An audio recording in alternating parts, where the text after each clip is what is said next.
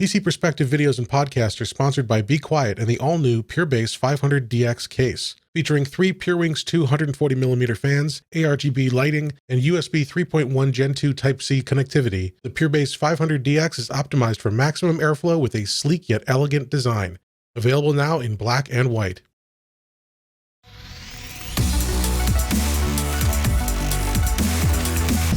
Hey guys, welcome back to the PC Perspective podcast. This is episode 594, being recorded on July 15, 2020. I'm Sebastian Peak. I'm looking for a Kubernetes programmer that's had at least 12 years experience. Apply at Jeremy Hellstrom.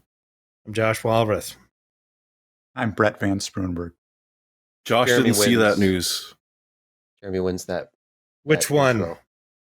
IBM is looking for an experienced Kubernetes programmer, and so the guy that invented the language 6 years ago doesn't qualify. Yes, because they wanted 12 years. Yes. I thought it was Kubernetes. Well, apparently it's Kyber because it's the root of cyber. I did look that one up because I wasn't sure. No, I want it to be Kubernetes. Hey, before we get further off the rails, we have a special message. I think we do. It's on screen That's- right that's now. pretty- That's a pretty special message. Thank you. Oh, no. Thank you, Jim. Now, the best part about that entire string, that essentially is a brand new Gigabyte product that's coming out next quarter. Oh, hooray. It's a monitor, right? Is it one of their new monitors? Exactly. Yes, Okay. it would be a monitor, all right. It comes with a firearm, hence the 1911 in the first part. Let's get right into I it. think everybody did it. Let's talk Threadripper Pro. Not Threadripper. Wait, Threadripper wait. Pro. Wasn't there a delicious lunch this week? Something involving Yeah, cream it's the cheese. popper. Somebody trode up on it. Fried jalapenos, cream cheese, raspberry chipotle, 2 patties, all on a sesame seed bun. No, Ooh.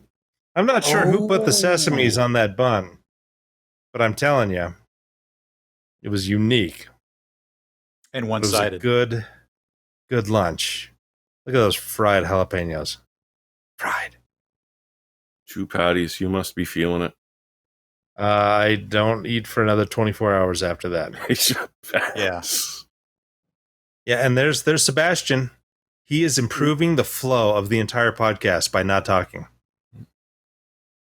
Are we ready to continue now? I forgot about Burger of the Week. It was on the list right in front of me, and I didn't think. I got thrown by that Bitcoin message. I can't take you seriously anymore. You should never hooked have you in. taken me seriously to begin with. I dragged you back. Hey. 4, not 1, not 2, not 3, 4 new Threadripper processors Pro. Threadripper Pro. Josh, what is Threadripper Pro? I guess it's just another epic, but a really special epic. Epic in disguise, as you said. It's Transformers. Epic Not in according to the clock disguise. speeds. Clock Clock speeds are different. Yeah. Clock speeds are a little higher. TDPs are higher. So there you Well, go. yeah. TDPs are higher. Yeah. Clock speeds are higher. What's 280 Yes. watts between friends? Serious cooling. It's what is it? The 620. What is the actual number? The new workstation, the ThinkStation that was launched today with this it's the world's first. It's so basically this is a P620? partnership. Yeah, it's a partnership between AMD and Lenovo to release this product, which is a very modest looking little desktop tower. It's not even very big. It's got the is it 5 water cooled? inch bays on their side. No, I don't think so. Maybe it is. Nope. Wow. But there's active cooling on the memory. I saw that. But I don't know how loud this thing gets. They've managed to stuff a pretty freaking capable system into this where you can get up to 256 gigabytes of memory. That's a big thing with this, right? Because Threadripper currently on the TRX40 platform supports up to 256 gigabytes of memory. And Actually, that tower is pretty significant. I mean, it's a little skinnier than you would think, but Yeah. it's tall. It's got plenty in there.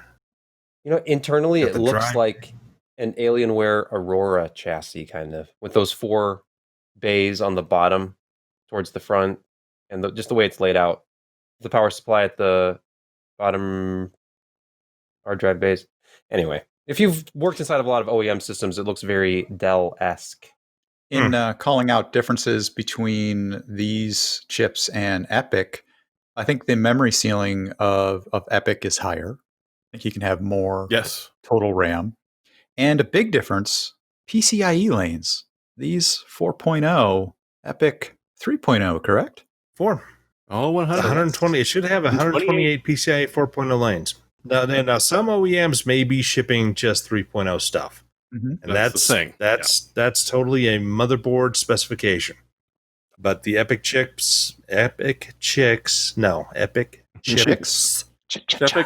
Epic They should support PCIe 4.0. Yeah, Excellent. right there. Way to go, Jim. But look at that default TDP, 225 for the high-end EPYC, 280 for the Threadripper Pro.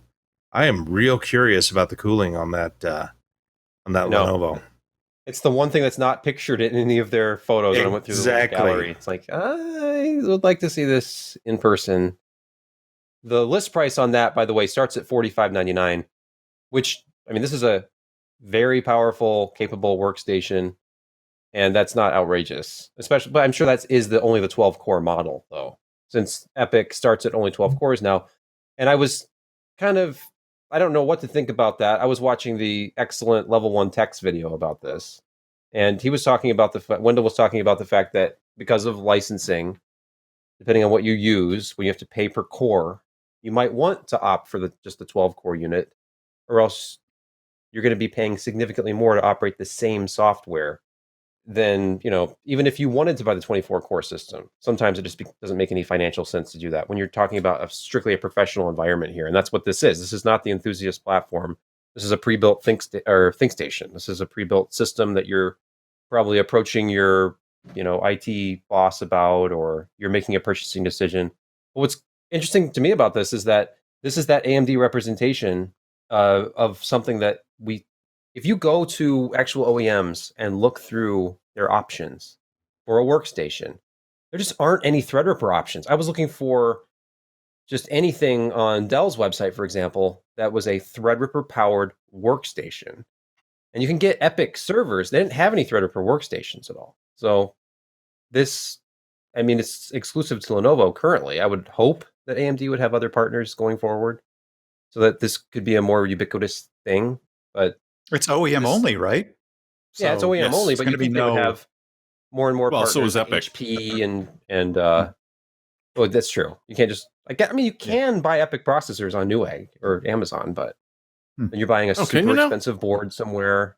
Last I checked, because I was pricing out a workstation in preparation for this Falcon Northwest system, because this instantly just reminded me, hey, I have this Falcon Northwest system I got to get to, and it's a 64-core Threadripper based workstation that they sell to select clients who want that level of power. This product, this P620, didn't exist when they were creating this. They spec'd out their own workstation. They worked with AMD on validating the amount of memory and the speed of the memory. And it's capped at 2666 with the 128 and 256 gigabyte configurations they use. And I know that I've heard it referenced. That's why I went and watched Wendell's video about this, because he's kind of like the man when it comes to Threadripper. And he's had Threadripper systems with 128 or 256 memory running at 3200 DDR4. But it's dependent upon the motherboard, the memory kit. AMD officially only supports up to 2666 when you have 128 gigabytes or above. So that was one of the things about this, is looking at the specs of the new Threadripper Pro. It looks like they're actually, I don't know if are they supporting 3200 across the board with this, or is it memory dependent? That's what the PR said, but they didn't specifically talk about fully populating it. Okay. And this is 8 channel. If we didn't mention this is 8 channel memory now, not quad channel. And the limit per channel, what is the limit is it 256 per channel? Because the cap on this is 2 terabytes, right? Yeah. So with EPYC, you could go above that. You can go, I think, significantly higher than that with EPYC. But well, you could also have dual processors. Right. That's the other thing. Yep. This is single processor only. Not that you need more processors when you have 64 cores. It's already breaking operating systems as it is. So Any more thoughts on Threadripper Pro before we move on? It's good to have pro stuff, I guess. More SKUs, better. They're addressing more of a workstation market, I think, with a partnership with Lenovo, who's a known quantity for producing pretty good stuff and pretty good high-end stuff. They're getting their feet, a little bit further into that whole workstation market, which they need because the margins are nice. You start getting production guys working in Silicon Valley and Hollywood, a lot of the VR stuff. Having this many threads and those kind of memory pools available to them in something that costs this amount, I mean, they're loving it, especially because the Epic and Threadripper Pro stuff have as good a performance as they do. 280 watts doesn't exactly break the bank for these people. They're going to be happy because they're going to be doing a lot of pre-visualization stuff. Smaller groups will do, full, CGI type work with this, and with in conjunction possibly with NVIDIA graphics cards, and certainly it'd be a frame every couple of minutes, but for Hollywood type CGI, that's not bad. So have a bunch of these, and Babylon 5 was done with pretty much a single PC, and sure, it was. Those, graphics were not great, but for the time and for the money that they spent on them, they were pretty fantastic. But anyway, that's going off into La La Land. So having SKUs like this and a focus on really high end professional workstations. This is one area where PCIe 4.0 with graphics could really be a big thing, maybe, depending on the workload. It's something that they have that, of course, Intel does not yet. NVIDIA is going to have a bunch of graphics cards. In fact, they already have some of their new Ampere that are PCIe 4.0 compliant that you can buy for the workstation stuff. The A100? So, yeah. A100. Yeah, so that's PCIe 4.0. Enjoy. Babylon 5 rendering gives me an excuse to mention done on an Amiga with a video toaster from NewTek. So there's like one guy on YouTube who will be like, yeah, somebody mentioned the Amiga. So, yeah. Well, I mean, some of that, at least the ship rendering, was done on K7Ms right there. Yeah, at first, yeah. You're right. Literally, Chris and Ken that did Haunted Planet, specifically the ship animations, lived upstairs when I first moved into this bloody place. That's funny. To just make it even weirder. I had a render I had farm no or idea something, who you were pointing at. And when you said Upstairs. Chris and Ken, I literally thought upstairs. Ken. Nope, the pale different guy. Ken. As like he's like Ken was 3 kinda years pale old too. back in Babylon 5. Yeah, if even. Okay. He was a little. I'm stumbling home from work in a shitty mood, and J. Michael Straczynski, Cory Doctorow, and Zenny Jardin are in the backyard. It was odd. That's funny. It was funny. Once I realized who they were and decided to maybe be in a better mood. You know what's even more amazing Good call. about that, Jeremy? You've lived there that long. Yes, I hate moving with a passion. Like I think most reasonable people do. undying passion. So yeah, you've been in that house like 30 years. Not quite, but damn close. Apartment. Yeah, Yeah. Wow. Well, damn close too. speaking of moves, we're moving away from DDR4 slowly but surely. The next standard is coming. Has it been ratified? It's been announced. Yeah. Micron's DDR5 technology enablement program has been announced. I know that JDEC has announced the spec. The weirdest thing about this, and I'm going to give this to Jeremy, but the weirdest thing about this to me is to think that individual DIMMs are now split. There's multiple banks. They're multi-channel. Module, right? Yeah, Yes. multi-channel DIMMs, dual channel memory in a DIMM. Do you remember? Was it VCSD RAM? I don't remember that. Mm-mm. Okay, VIA had put this out with Micron. It's called virtual. I think it's virtual channel SD RAM. And basically, they created these virtual channels to memory, and you had far greater granularity in data accessing. Intel didn't support it. It was only really a niche product. You could buy DIMMs, but they only work with certain VIA chipsets. Yeah, there you go. VCSD RAM. And on the Apollo so Pro. this instead of actual virtual channel, this is seriously 32-bit channels onto a DIMM. So you've got 2 channels per DIMM. And again, you're going to increase your granularity in certain operations. But yeah, VCSD RAM. It was a really good idea, and it actually worked. There were certain workloads that it showed some significant improvements in terms of overall performance. But for most things, it really didn't care. But something that actually took advantage of that, it really liked it. So if you want some old school reading, go look up VCSD RAM and see what all the fuss was about. For about a year, if even. Yeah. Oh, it's got more tricks than that. Because yes, More I mean, for 40-bit channels, 2 per DIMM is nice, but they've changed the way that they're banked. So with DDR4, you've got 4 bank groups, each consisting of 4 banks. With DDR5, they've doubled that. And, codependent with the dual channels, I mean, all of a sudden it means that it's able to address things differently. So as where before, when you were doing a refresh on DDR4, everything but one was locked. Boom, that's it. You can't touch the rest until it's done. With DDR5, they've actually made it independent by the bank. So 75% of it is still done because just one of your modules is tied up. The rest of that bank is free to be able to do everything, which just, really changes how it will interface with the system. That's why they're talking about between, a 50 to 100% boost at the same frequency.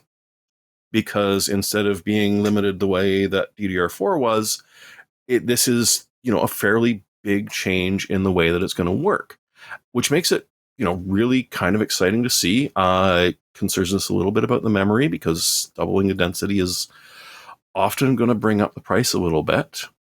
And, it was back in January when they first sampled the first ones.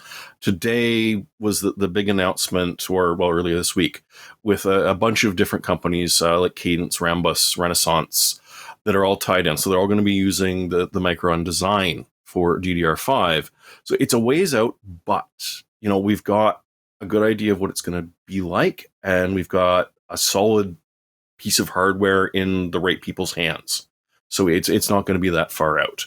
It's just, I'm kind of hoping that this is going to be maybe not as big as a change from SDRAM to DDR-RAM, but it certainly sounds like we're going to see more of a boost than, just between DDR5 and GDDR6. Kind of exciting. It is exciting. I wonder how long it's going to take before we start to see a consumer implementation. Will it be Intel or AMD first? 2 years. You think it'll be 2 At years? least. Yeah, it's going to be early 2022. I think we'll see the first iterations of that stuff. I mean, they just ratified it. They've got to actually get, silicon up and running, and then they got to start developing memory controllers that will actually take advantage of that stuff, because it's all, it's all a specification. They need to have the engineers actually implement a working setup. What was the guy, the AMD Joe? What's his name? He's on the DDR group. Oh, Anybody help me out here? Shorter guy, curly hair, spends money like it's water. It's good to be the king. Joe. Well, no, not Gosh, that guy. dang it. Yes, I know who you're talking about, but it's been a long time. Yeah, I haven't talked to him in years now, but It's not yeah, Morgan, he still works at AMD, and he still talks to the memory guy. Anyway, I'll find out. Well, next story I think has already been debunked, but we can talk about it anyway. There was a rumor that there was a new power connector coming for the NVIDIA 30 series. I think it was a 12-pin PCI Express as opposed to 8 or 6. And then earlier today, scrolling through Twitter about 5 hours ago, videocards.com posted something where they said, hey, whoever was writing news about this didn't translate the whole page, because right there on the page, if you translate it into English, was all of the above is fake. I made it all up, or words to that effect. So if there is, And I such don't believe a thing it was that new either. Yeah. So this is a story on PC Gamer that we have linked, where it's the new Ampere power connection could drive gamers towards Big Navi, and it requiring something new. This was just made up, apparently. So if you've seen this news, apparently it is fake. Yeah, it's Imagine actually that. going to be a second ATX power connector you're going to need. Yeah, the new cards require two 12 pins. In other words, ATX 24. Dedicated PSU. Yeah. Hey, What's going to We've happen done when it. 12VO comes out? Tell me that. What's going to happen? 12VO power supplies. Where am I going with that? I don't know what to tell you. I mean, I certainly wouldn't have a problem with multi-power supply implementations, and there'll be some exciting new enclosure form factors to incorporate that second power supply we could review. And do you remember back when, I think it was the Radeon R9 295X? That was the dual GPU Dual GPU, yeah. card. Wait, And what? Radeon? Do you remember 2? the Yes.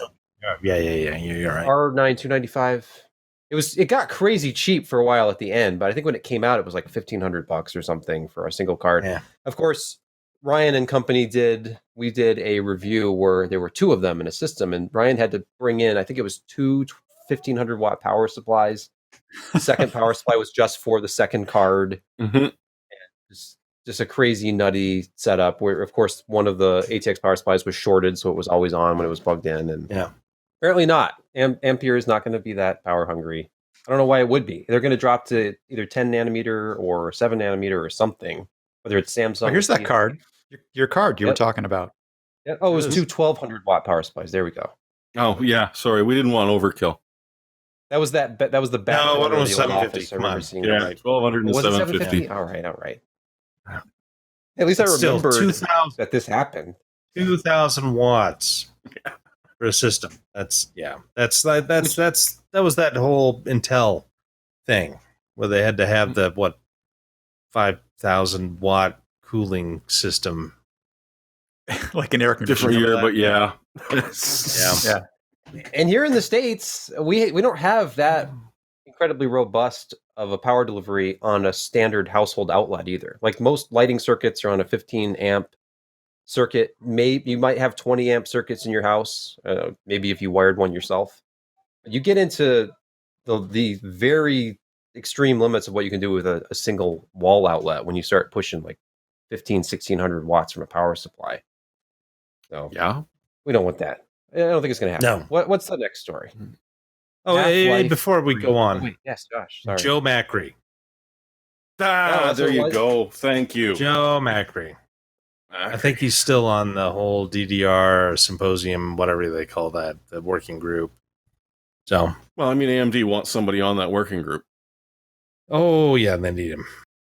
So are we finally going to get Half-Life 3, Jeremy? Is that what this news story is about? You're not satisfied No. with Half-Life Alyx? With your Well, speaking of VR. Half-Life Alyx, that is what it is, sort of. Half-Life Alyx Indeed. is Yeah. Half-Life 3? Those rumors are true? No, it's the final hours of Half-Life Alyx. So Okay. it's a VR experience, which has just been released, as opposed to a full-out game. But what it is, and it's a mere $10, but you slap on your VR headset and you go through about 12 chapters of the story of Valve and how there was going to be a Half-Life 2 Episode 3 and it died, and the various ways that they were going to do Half-Life 3, which were not great. One of them was sort of a procedurally generated roguelike with story in between the fighting zones. There was another one that was going to be, and when they first say Left 4 Dead meets Half-Life 2, you're thinking, oh, so like Ravenholm, because that was a lot of fun. And like, no, not that at all. The final one that they were going to do was the Borealis, which, if you notice the picture and you played through some of the second Portal game, you would recognize the reference. But it was going to be a timeline hopping thing throughout the Half-Life universe, giving you a glimpse at what happened at various times, but never just giving you a ending to your story. So it ain't going to happen, but like, there's a lot of interesting stuff there on not just the Half-Life series, but various other games that they either developed with stories behind them or that, died horrible deaths and we never got to see. And, it's for $10, 12 chapters that lets you go through a lot of the history of Valve. It's, going to be relatively interesting to check out. It's still not going to be Half-Life 3. And pretty much we're not going to get it. At this point, we pretty much know. Never say never, Jeremy. Never say never. Because somebody someday, I think we're going to get Half-Life 3. Yeah, someday, maybe in 10 years, another developer will say, "Hey, we're so if I keep saying we'll never get it enough times." Yeah, but they had that whole thing with Death Stranding, the whole Half-Life deal with them. So I think it's still on the burner. Yeah. I think there's little walkers out in the distance. He's going to milk it. Crap like that. Yeah. Gabe's just going to milk it until he dies. He's going to hang out there with George R. R. Martin and Patrick Rothfuss and laugh at us. I know. I'm so disappointed. There was a third-party effort called Borealis Project Borealis, that they were trying to extend the story on their own and actually do the Borealis tie-in. And they have been working on it literally for years, and they've made some reasonable progress.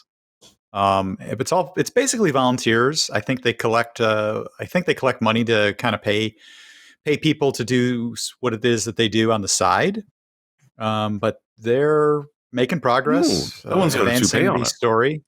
Well, it's a fuzzy head crab. Yeah, head crab with a toupee. They had a bit William of Shatner. Is that you? I think they had some playable demos, but there's a lot of artwork on here. So this is what people who are really into the storyline and deeply technical and talented have done to try and give us a semblance of what a Half-Life 3 tie-in with the Borealis storyline might have been. So check it out if you haven't yet. I wonder if some of those are ex-Valve people that bailed. They may have been basing internal projects there. Exactly. There was a guy who had left Valve who had like a fairly sizable storyline who he eventually published it that sort of paralleled that Borealis story. I don't remember his name. Very popular dude. But he's in the video that you talked about, that you were referencing, the $10 thing. He actually appears in there, I guess, from what I read. But yeah, this is sort of taken potentially from part of his stories. Good deal. I'd love to see it. I hope they finish it. And so, I mean, Josh, that might be as close as you get.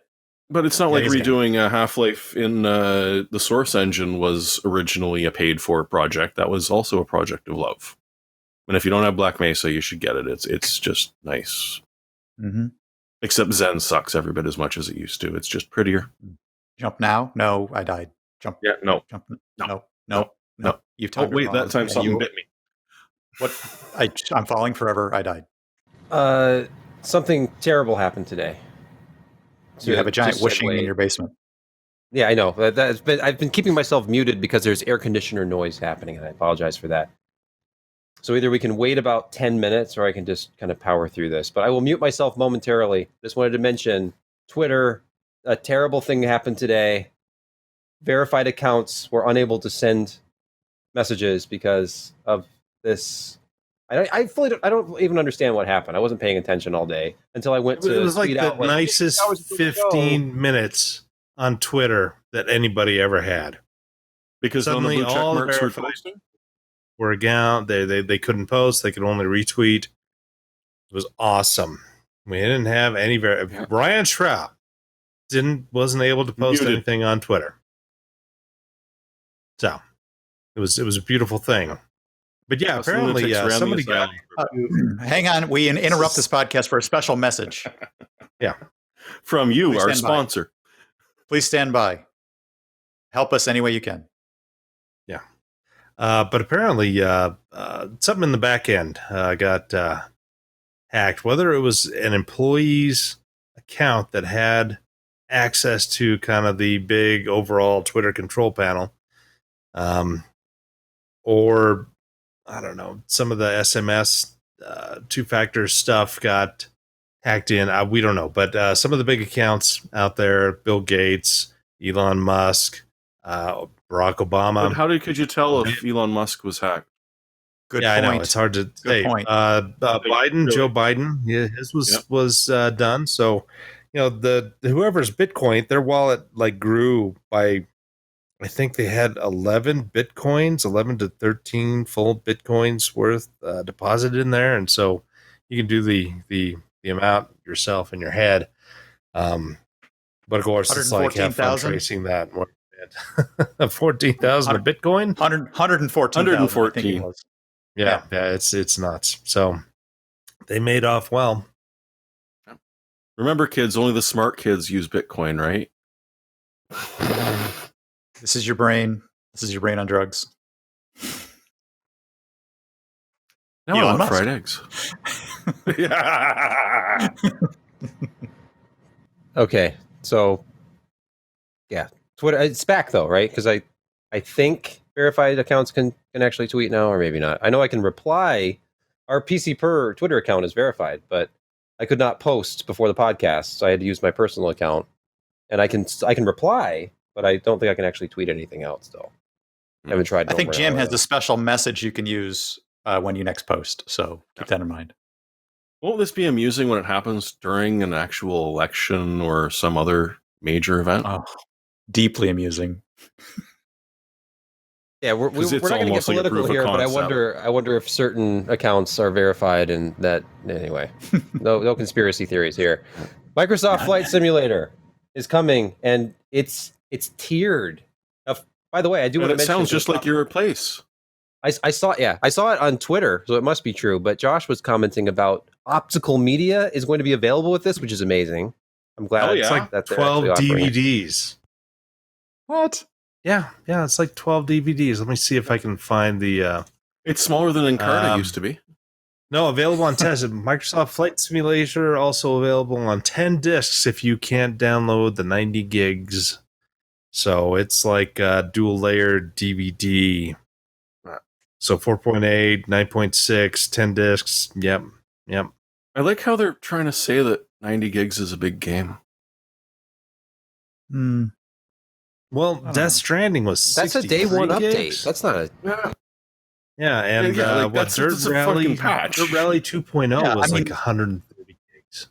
Exactly. Red Dead is closing out. That was Yep, Red Dead. Final is a good Fantasy. But if you wait for like the Steam sale after, hey, I'm not going to buy the hot, fresh AAA right out of the gate because there's no way I'm paying $60 for the game.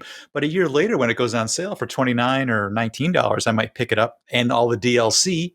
There's 100 gig right there. But hey, we'll all be on fiber by Because then. you so want it's all fine. the airports.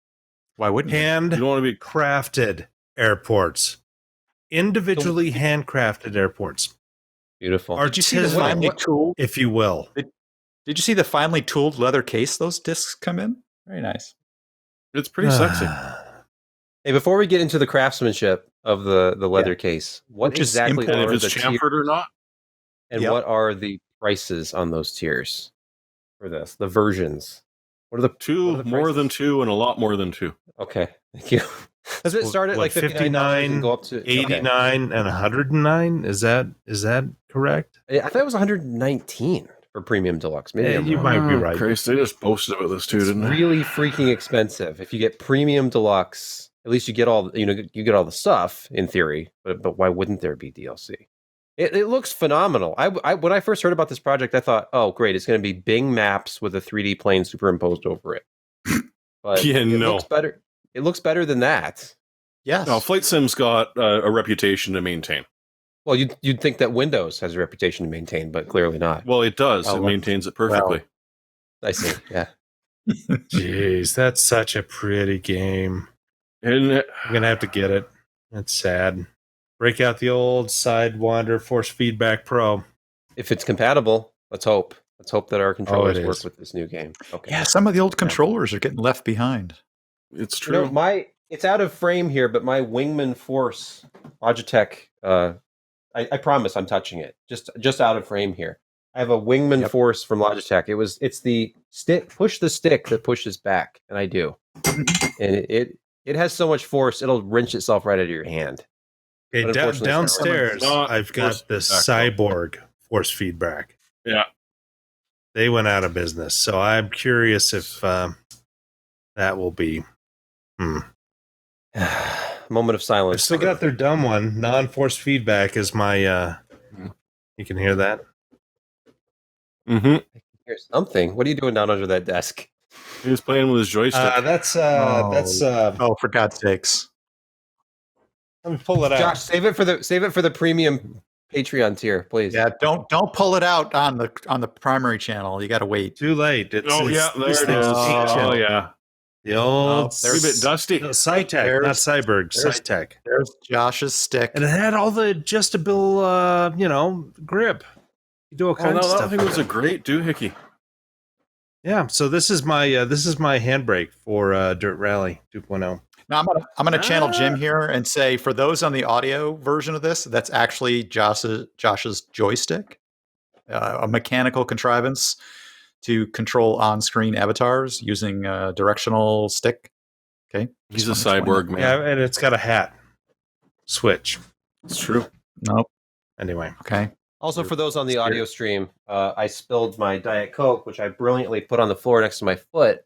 So when I moved, knocked it over, and it got on a couple of things, such as this Mag Z 490 Unify box, which it's okay though. Got that waxy finish on the cardboard, so it's fairly waterproof. We're okay. It's fine. how about the semi-broken panel on the main gear? Was it main gear? Falcon Northwest. Falcon Northwest, yeah. They replaced Sorry. it. Kelt was watching my little Twitch stream when I was trying to unbox that. And I will tell you, Oh, perfect. I was more nervous than I thought I was going to be because I actually had it and I'm like, this is $11,000. This is $11,000 and I have to send it back. And then naturally I drop a side panel on the floor and break it Ouch. on a stream with the owner of the company watching. So, but hey, he sent me another panel. He's like, don't worry about it. If that's the worst damage you do to it, then we're doing just fine. Like, okay. Challenge accepted. Exactly. Oh, speaking of dog fights, has there been any play released for Star Wars Squadrons yet? There was something out today at EA that I play. never got a chance to see. It looks like the same old material that was already out, but nobody's actually really doing any playtesting on it. I thought there was going to be No, they were- select playtesters. Well, so did I. What I got was that they've maintained the trio of energy management between shields, weapons, and engines. So they kept that, and supposedly, from what I just saw it quickly go by, is that they're talking about what each of the spaceships is good for. So Oh, yeah, I read that. which we already know. Yep. But that was sort of all I saw, and I didn't see anything interesting. I did one other interesting thing that I read is that they're going to keep the graphics style in the sort of 70s era of kind of like the cockpit arrangement and how they're going to draw it as if maybe it was how it was imagined in what they're calling the 70s style of original Star Wars. Whatever that means, they said it. I was intrigued by that. Still looking forward to it. Well, I'm looking forward to being disappointed. I was muted. Stop! It's going to be good. No loot boxes. They promised. I'm being called out for my pronunciation of wingman, by the way, which I didn't. What did you That's say? your Southern heritage. Sorry, chat. Yeah, a wingman, force, wingman. All right. Hey, and this is the perfect segue to hear from this week's podcast sponsor. Our sponsor this week is ExpressVPN. Now, we've talked a lot about the security and convenience features of using a VPN, but it's also important to remember another benefit of these services: privacy. When you normally browse online, your ISP sees what websites you're connected to. When enabled, security protocols like SSL and TLS may prevent your ISP from seeing the actual data you send and receive from those websites, but your ISP can still see which domains you're connecting to and when. And unfortunately, in many places, it's actually legal for your ISP to collect, store, and sell this information. And no, the incognito mode in your browser does nothing to prevent this from happening. Incognito mode only prevents a browsing history log from being stored on your local computer or device. Your ISP can still see everything.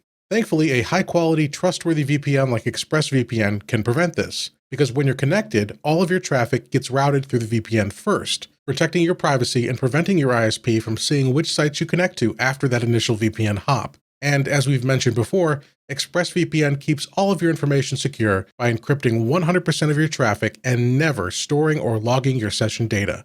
And ExpressVPN is fast, with dozens of servers located all over the world. That means you can stay connected to ExpressVPN whenever you're online and still have a fast, transparent connection that keeps you safe and secure. That's why, even at home, it's important to use ExpressVPN. And of course, it's not just for PCs. ExpressVPN is available with easy setup on all of your devices: desktops, laptops, smartphones, tablets, media players, game consoles, and even smart TVs.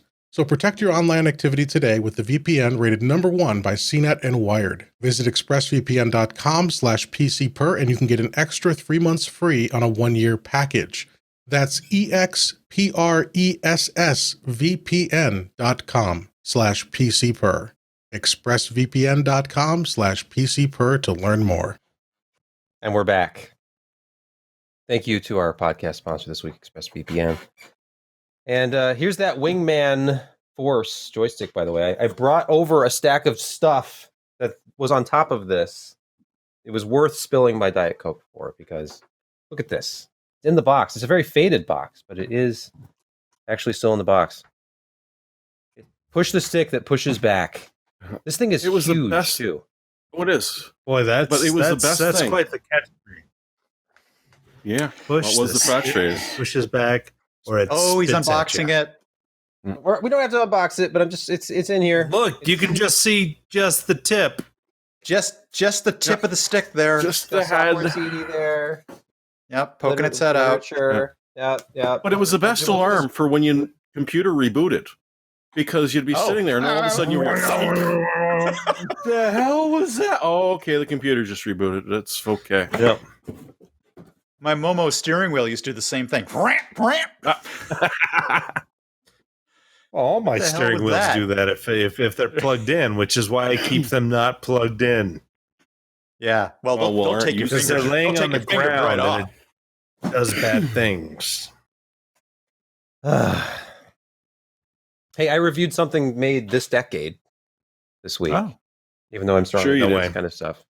Hey, by the way, Sidewinder 3D Pro is an excellent joystick, in case you're wondering. Hey, I've got one of those. It's behind me as well. Like This was my everything first else. joystick ever. When we finally got a PC in the house, it was June of 1999, somewhere in there. Came home one day from work, and there was an HP Pavilion desktop in the dining room. Like, where did this come from? Apparently, my parents just went out and bought it one day at Walmart. Back when PCs finally got to like sub $600, they bought one, and I went out and bought this and a copy of X-Wing. Well, where did you plug it in? First- You To the game did you have the port. joystick? The It's a game joystick port, card? man. Of course. No, not the card. No, Yeah, it was it's new called- enough. It was an AMD K62 system it had an integrated sound card with a joystick port. Sorry, John. Oh, you're so lucky. Hey, that computer featured 3D Now technology. Not then. Now. What was I talking about? Oh, What yeah. are we doing here tonight? Modern- What are we doing?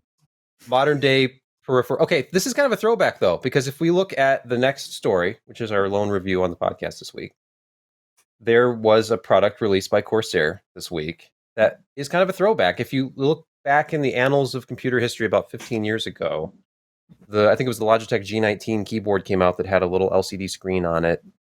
And I've seen these before, and I was looking around like, oh, who else has one of these? And I don't think any current big name company that we're familiar with offers a keyboard with a screen on it, at least not in this form. It's kind of like the concept of an Apple, what is that? Apple touchpad on certain MacBooks, or maybe it's all MacBooks now. MacBook Pros have these things. Just an extra touch screen to do various functions. And it obviously, Corsair owns Elgato now. And there's this extremely popular thing called the Stream Deck, which is this little device that has it's basically an LCD screen with a frame over it and buttons, and you can customize what the buttons look like because it's just an LCD screen underneath. And you can push the buttons and have it do various things. And it's extremely helpful for like switching to different scenes in like OBS. If you're streaming, you can go from camera A to camera B. You can program these for anything you want. You can have macros, shortcuts, whatever. But this kind of does that. This is a $99 device that attaches either to your keyboard or it has a little stand that it comes with to be a standalone thing on your desk somewhere. And like in this picture, if you're watching the video, I just set it up to show me all the different things going on with my Ryzen 9 3950X processor. And package temp, load percentage, I had the current CPU power. So at this point it was 1.38 volts apparently. And then some fan speeds. And it's interesting because you can program 200 of these little screens. You can go through and just make screens. You can invent things. You can create macros. You can have button shortcuts for games. They had a download page. It wasn't live when I was writing the review, but there are games you can just download screens for.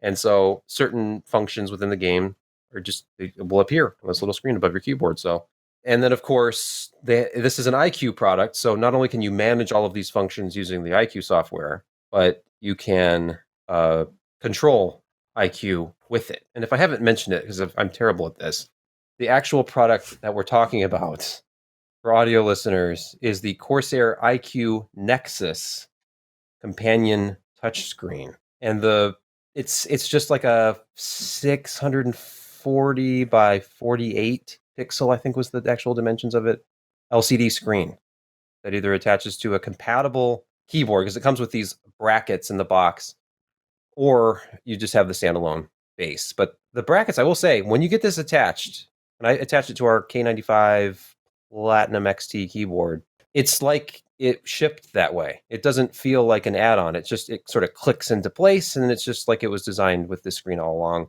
And then these keyboards have a USB pass-through on them, so you can do something like plug in your mouse to the back of the keyboard.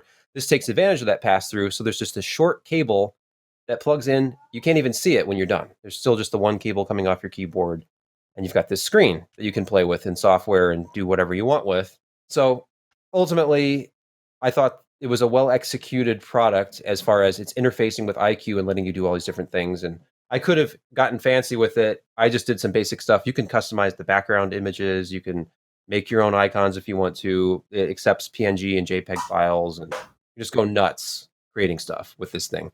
But it's $99. It's not going to be for everybody. It's not quite the same as a Stream Deck. So if you want something just on your desk to give you software shortcuts with buttons, that's probably still a better option.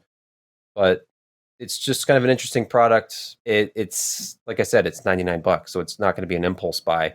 And then while it looks glorious in all the stock photos, and I did my best to pick the best angle when I was taking photos, when you see this thing in person, it has like TN viewing angles. So it's not an IPS panel in this thing. It washes out very quickly side to side, or if you even shift a little bit vertically, it starts to wash out. So the quality of the panel could be better. That was my major complaint with it. It's not the fastest, most responsive touchscreen. It is a capacitive touchscreen. It's fast enough. It works. I didn't have any real complaints about that. It's just the screen itself, when you actually see it in person, it looks pretty low res. I mean, 48 pixels of vertical resolution is not very high. So you can kind of see like the text isn't real clear. It looks like the photos are out of focus, some of them, but that's about as clear as it is. Anyway, an interesting product. If you need functionality more like if you don't really care or can't see the difference in resolution with a tiny screen like that anyway, then that might not bother you. And the viewing angle thing is going to be kind of dependent on how you sit and how you have the keyboard adjusted too, if you're using it on a keyboard. So when I had the feet extended on the back of the keyboard to tilt it up more, it was easier to see the screen, for example. Check it out, the Corsair iCUE NEXUS, which is just a cool name anyway. Companion touchscreen. I think if the price drops a little bit, it'll be a lot more attractive. I can see this selling for like $79 in a few months, and it being a little bit more appealing. Any thoughts on the return of the keyboard LCD screen? It looks like Kinda sort of pretty. the ultimate flex, you don't need this, but it is interesting, I suppose, for the right customer who just wants to flex, I guess. Oh, I see what you mean. Like that kind of flex. Yeah, flex. But I mean, the better if- companion was on Firefly, by the way. I just want to say that. Get that out of the way. True. Yeah. If you have a $200 keyboard already, it is kind of a flex to say, yeah, I threw a $100 screen on my keyboard. No big deal. It's That's just what I'm saying. $300 now. Yeah, that's kind of cool. That's kind of cool. It's a luxury item. There's nothing wrong with that. Yes. That's exactly I just want to what see I'm an saying. OLED. Just can you give me Corsair? Can you give me an OLED screen on this, please? Yeah, they Just could charge have me really more. made it really nice. They could have made it really nice. Even just a pen tile. Come on. Pentile's okay for this application. I will allow it. Okay. If we don't have any more thoughts on this exciting development in keyboard accessory technology, we should move on to picks of the week. Sebastian, I've got your cousin here. Yes, Yeah. Well, maybe Well, brother. Microsoft thing. Wow. that's it. That's the It's- one. That's the one. Game Yeah. port, baby. Game And board. it had the switch in the back to analog and digital. Apparently, never Yeah. really worked worth a damn that I knew of. But yeah, I thought- the thing that I didn't realize about this is the range of motion was so bad as compared to later joysticks. You mean the physical stops on it? Yeah, Like how yeah, far you it could- doesn't go Oh, very yeah. far as compared to Oh, yeah. yeah, it's pretty tight as compared to like this Cytec, which it's got a good 15 degrees each way on Mhm. it. But boy, this was back in 1996. This is the bomb for joysticks. Microsoft got into hardware. First Yeah. keyboards, then joysticks. Their Sidewinder stuff And was then they great. went The away. Sidewinder wheel was amazing. I had one of those. Mm. They were so smooth. The Sidewinder force feedback wheel was amazing. I never should have sold it. But and by the way, the digital I think only works with Windows. If you were a DOS gamer, if you wanted to play Descent, you had to use analog mode for Descent. Yep. And then you could play Yep. Windows games with the included software. Diskette would take advantage of the digital side, but they're trying to force you onto Windows. Hey, it's Microsoft. What do you expect? Yeah. Josh, do you have a pick? What was Hell something? It was their Descent 3D Microsoft I Hellbender? feel like I know what you're talking about, but I can't remember. Yes, I agree. Yeah, it was Josh. their Josh should do a retro Descent play. competitor. Yeah. What was that? Gosh. Yeah, it was Hellbender. Because that was the name Yep. of the ship you were driving. Yeah. Yeah. Yeah. Hellbender. But hey, It's a the, good game. the first 3-axis shooter. Well, Descent, really, but Yeah. Descent. Wow. Descent- That If takes you haven't me played back. Descent in a while, get it on GOG or something, and it's just Oh, the Hellbender was graphics There you for go. its time were Yeah. great. The music is Yeah, I mean it was fantastic. good for the time, but it was Yeah. terrible. Look at that. You You can fool, even you're getting shot see from behind. you can see your hand and the joystick. Yeah. Oh I lord. think the Yeah, hand man. joystick moves more than the physical one. Yeah. well, it was We sort didn't of know that. you're going a little bit to the left. Yeah, the the animation's going all the way over. I think they redid Descent with modern graphics actually They did. a few years ago. Yeah, that's what I And thought. they did more than a what few, was the but other yeah. one? Oh Yeah, gosh, I'm talking like what was it, like 8 years ago or something? They did it. It was a while ago, but it looks a lot better. But they also recently did. It was always a benchmark. It was the guy on the Cycles Underground. Started with a D, maybe. yeah, That that's Descent, yeah. Descent. It looked much better than the Microsoft one. It was post-apocalyptic. Josh. That you went back to Earth. Maybe it was a D. Something. Yeah, I can't remember Descent. what it is. No, That's no, it. never No, mind. okay. I Come on, I've chat, help probably us out had too here, many beers. please. nobody knows. We'll- Killing me. We'll figure it out someday. Killing me. Yeah. Anyway, what Forsaken? That's Yes, Forsaken. yeah, was okay. That was a Forsaken? suggestion Oh, from okay. the chat. Yeah, No, it doesn't ring a Forsaken. bell. No, it had a little heart with thorns around it. As they're kind of, but they Oh, redid it. Wow, and, look at the you know, lighting. Yep. 90-degree field of view. Are you mad? Ooh. It's crazy 120? talk. No. That humans are not meant to see 120 degrees. It's just It's like that's like lizard eyes. Chameleon. You know what? That would look great on an ultra wide monitor. It would. oh Curved. crap. Yep. Now that you If you put post the logo in the chat, I recognize Forsaken. Yeah, It's the pretty girl in the front with the tear coming down her face. Yeah. yeah. Do not forsake me. Night Dive Studios. Cool. Yeah, remake everything. 1998 or so. Nuts. Speaking of nuts, Crazy. Josh, do you have a pick of the week? So I worked on this motherboard tonight, and it's shockingly good. For $189, it's the Wi-Fi version. It's only $4 more than the non-Wi-Fi version. Good VRM delivery, decent cooling, good amount of fan headers. It's got a little bit of RGB, not too much. It's got a good backplate that got plenty of things. Audio is okay. For an X570 board for $189 and actually in stock, it works as advertised. It's got the new Agisa 1.0.02 or whatever they call it. It's not Agisa anymore.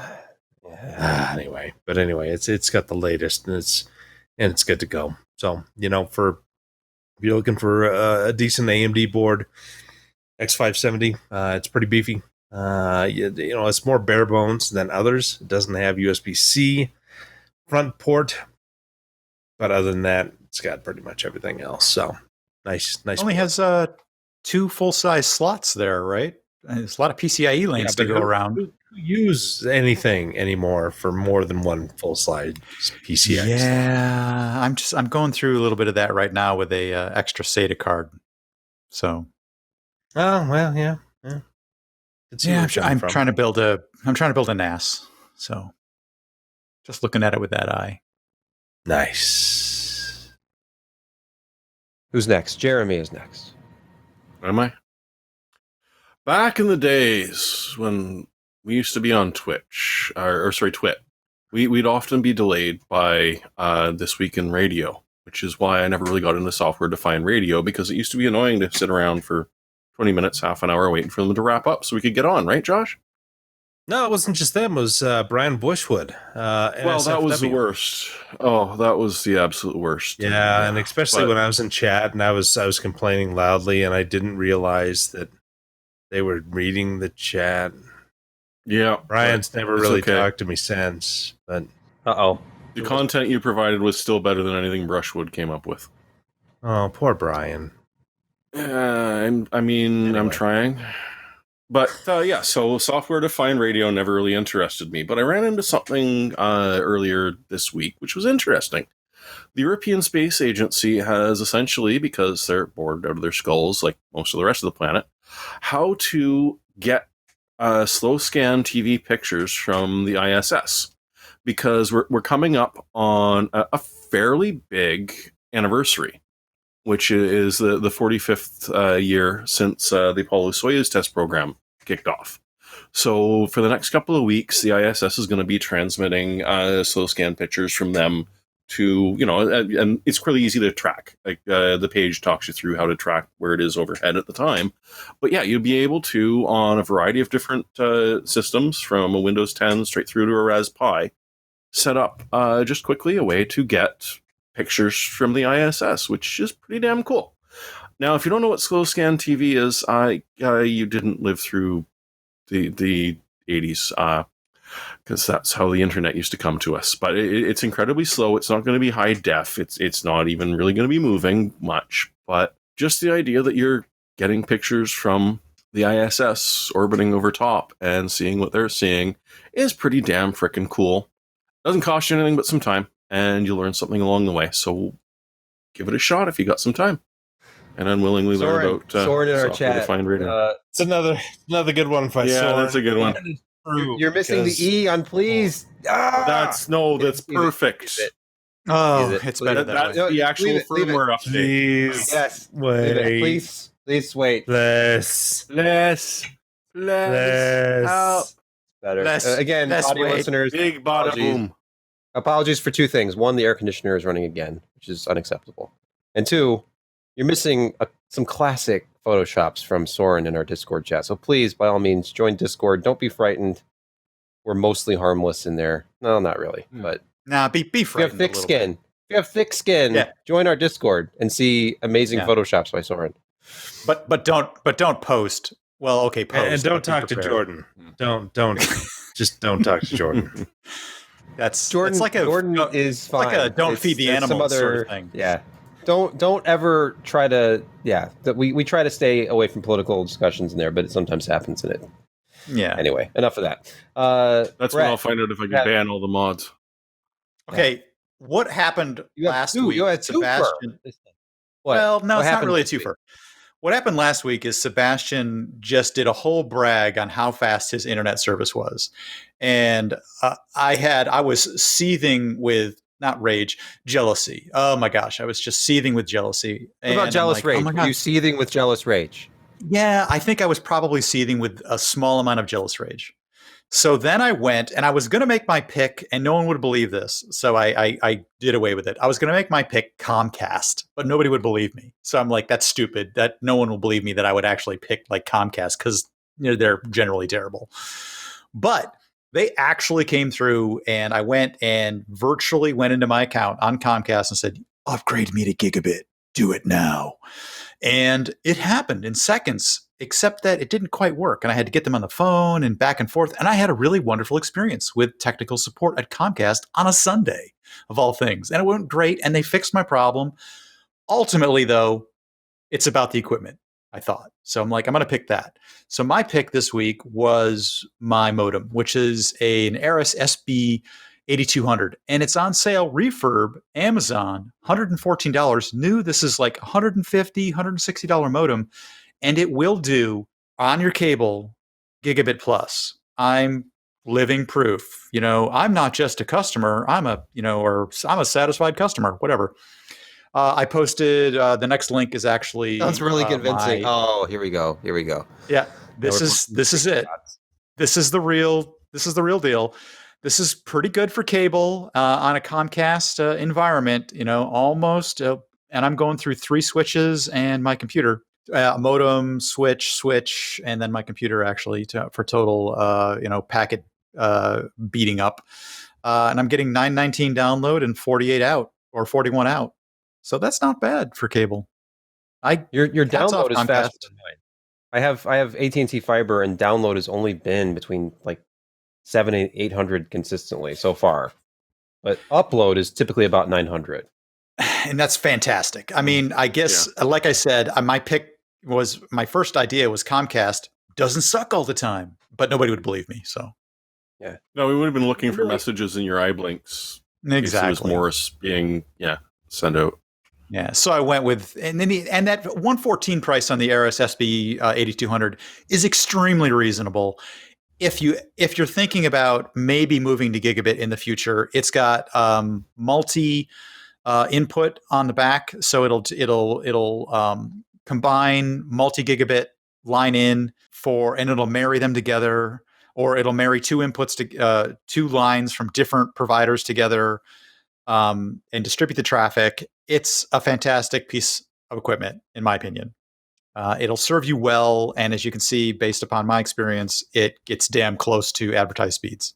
Yeah, unless you're doing video, even 40 megabits up is still pretty good. Even if you are doing, it's pretty reasonable. And I have to admit, Comcast advertises this tier at 35, and I'm getting almost 42. I can't complain. Well, you can, but I can, but I don't have a reason to. I had a very pleasant experiance. I know. Just let it go. Are you getting a kickback for this? What's happening right now? You're recommending the cable company. Is it a $10 discount on your bill every month, Brett? You can come No, and that's why you should buy your own modem, by the way, is just avoid that stupid $15 charge. Get your own DAN equipment and upgrade at your pleasure. Don't rent stuff from the cable company, for God's sakes. Don't. Spectrum, who I was on until 2 days ago, I finally canceled it. They roll the modem rental into the base price for the service. So there's no... I'm sure they do. Modem rental. It's just $69.99 for the base internet. Oh, that's good. So it's not that bad, but that's what I'm paying now for fiber. And I was getting 100 down and 10 up with cable. So anyway, my pick is related to that because I needed some upgraded cable. I only had Cat 5e in the house. And I didn't know if that was going to be a problem or not. It really isn't a problem. But I was going to do a longer run because my router and stuff are in the living room because we prioritize, the rest of the family having good internet and streaming TV over me downstairs. But I ran my house is so small, it only took a 50-foot length, and I have extra to run all the way across the ceiling down here and down and drop it to where my PC is. So 50 feet, it's like $23 on Amazon. There's this bulk, flat, shielded Ethernet cable that I think everybody just Cat 7? buys. Oh, yeah, it's Cat 7. And there's different brands they slap on it. This Cable Geeker brand through Amazon seemed to be the best deal for what you get, which is they throw in a couple of extras. It's just kind of nice to have, actually, because it comes with the low voltage staples, like the little plastic staples. Now, which wait, are actually let's go back to this slightly wider. Yeah, go ahead. Let's go back to this Cat 7 thing again, because part of what gives cable a speed rating and is its resistance to EM and interference within the different pairs. And it's the twist rate that actually cancels that inter EMI of interference out as it goes. And that twist rate is very highly calibrated against a megahertz rating for, and then eventually devolves to, like how much data it can carry. How the hell are they doing that with a flat cable? Well, I'm glad you asked that, Brett, because this mic drop. Magic. 8 wires.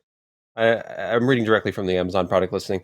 8 wires, 4 pairs, stranded copper. They are 4 pairs that are twisted, and then each twisted pair is shielded with aluminum foil shielding, and each of the conductors is supposedly 100% OFC, like oxygen-free copper, and then they're claiming 600 megahertz capability. I don't know. Ooh. I don't know. Alum foil or aluminum foil? That makes a big difference. It's alum. It's aluminium. Let's all I know is it was a 50-foot run of this stuff that was $23 before I clicked on the little save 15% off coupon thing, and it was even cheaper in my cart. So it's very cheap. Yep. Seems durable too. It's that I have no complaints. The connectors on the end seem fine. You got any 90 degrees bends on there? I do. Got anything? Perfect. Kind of. I do sort of. Yeah, there's kind of a 90-degree-ish when it comes down. Yeah, you don't do that. It's not really 90 degrees. It's a gentle curve, Jeremy. Don't worry. I won't send pictures though. You just have to trust me that I'm not doing that. Hey, she finally got off my pants. Oh, we're talking about your kitten? Yes, the one that literally stole my shorts before the show. I had a nice shower before I went in, and I come out of the shower, and sure enough, there is Eris, the little black kitty, parked on my shorts. Eris, named after the cable modems. No, the chaos goddess, because that's bloody well what she is. And yes, Eris is obviously an English modem because they're dropping their H's. Oh, I get what you did there. Was that an FF7 reference? No, but maybe. Sure. Okay. I mean, because there's the whole Eris versus Aerith thing with FF7. Oh, there you go. Translated as Eris, and then in all the subsequent stuff, it's Aerith. No, it was more of a goddess thing and not a lisp. That's very lispy of you, anyway. What, Aerith? Aerith? Yeah, that. That's how it's supposed to be pronounced, Aerith. Not Eris. Anyway. If nobody has anything else. One day, son, all this will be yours. What? Wrap it up. Yeah, that's... Moving along. I tell my son this every day. Throwing stuff in the background, so we got to. Sebastian's got to do taxes. I already did. Yeah, you got 24 minutes. I did it in the background. I did it in the background. Done. While Jeremy was talking earlier. Yes, I did. Nice. I wasn't even here tonight. I wasn't even here. I was replaced by a small shell script. That's my entire presence. Government. Gotta love the government. Well, anyway, stick around for the after show if we have one. And until next time, thank you for watching and listening.